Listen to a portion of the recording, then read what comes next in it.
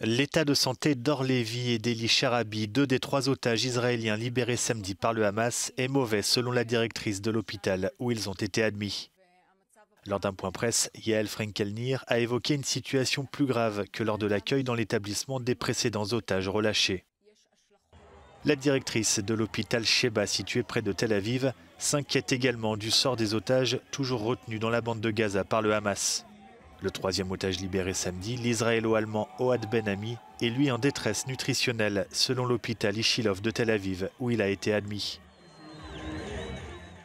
La Croix-Rouge internationale se dit de plus en plus préoccupée par la manière dont le Hamas libère les otages.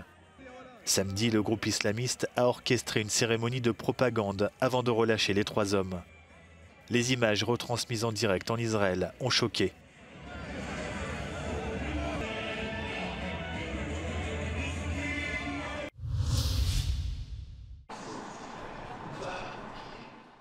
Nouvelle manifestation massive contre l'extrême droite en Allemagne samedi à 2 semaines des élections législatives. À Munich, près de 250 000 personnes sont descendues dans la rue selon la police, 320 000 selon les organisateurs. Les manifestants ont mis en garde contre toute collaboration entre les conservateurs de la CDU-CSU et le parti d'extrême droite AfD. Et ce, après une motion adoptée la semaine dernière au Bundestag par les deux forces politiques, visant à bloquer les étrangers sans papier à la frontière. Depuis, le chef de la CDU, Friedrich Merz, favori des sondages avec 30% des intentions de vote, a indiqué qu'il excluait toute collaboration avec l'AfD, crédité de 20% des voix. Les sociodémocrates d'Olaf Scholz et les Verts se situent de leur côté autour de 15% selon les derniers sondages.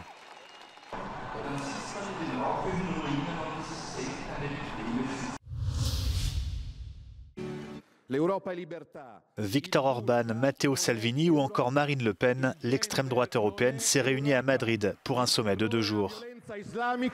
Objectif affiché du Parti patriote pour l'Europe, devenir la nouvelle norme à Bruxelles et dans toute l'Union européenne. Geert Wilders, chef du parti néerlandais d'extrême droite PVV, a envoyé un message clair à ses adversaires politiques. Selon lui, l'époque Macron et Scholz est révolue. Yes, we will make Europe great again because we are victors. We are victors because we are winning the elections and our people are demanding change. Les postures diplomatiques. Le Parti patriote pour l'Europe, fondé par le Premier ministre hongrois Viktor Orban à la suite des dernières élections européennes, se dit fondé sur la souveraineté nationale et les valeurs traditionnelles.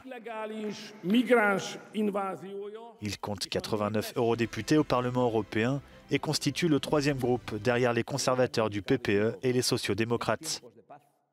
Les patriotes pour l'Europe comptent bien surfer sur la tendance populiste et le retour à la Maison-Blanche de Donald Trump. Nouveau slogan du parti d'extrême droite, Make Europe Great Again.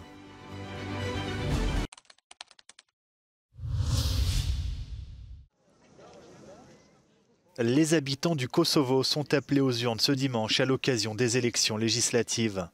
Le Premier ministre sortant Albin Kurti est favori pour rester au pouvoir, mais pas certain d'obtenir une majorité absolue. Sous le mandat du social-démocrate nationaliste, les tensions avec la communauté serbe du nord du pays, soutenue par Belgrade, se sont exacerbées. We need to go back to Brussels and continue our dialogue that has been initiated years back in order to close this chapter of disputes and move into another chapter which will bring more perspective to the Kosovo citizens, no matter of their origin. L'UE et les États-Unis ont imposé des sanctions au Kosovo pour le déraillement du dialogue interethnique entre la majorité albanaise et les Serbes. Even Albin Kurti said, in a day or two, that he will not form, the association of the Serbian municipality. Actually, in our program is that we still expect, full implementation of that agreement and creation, of this association of the Serbian municipalities.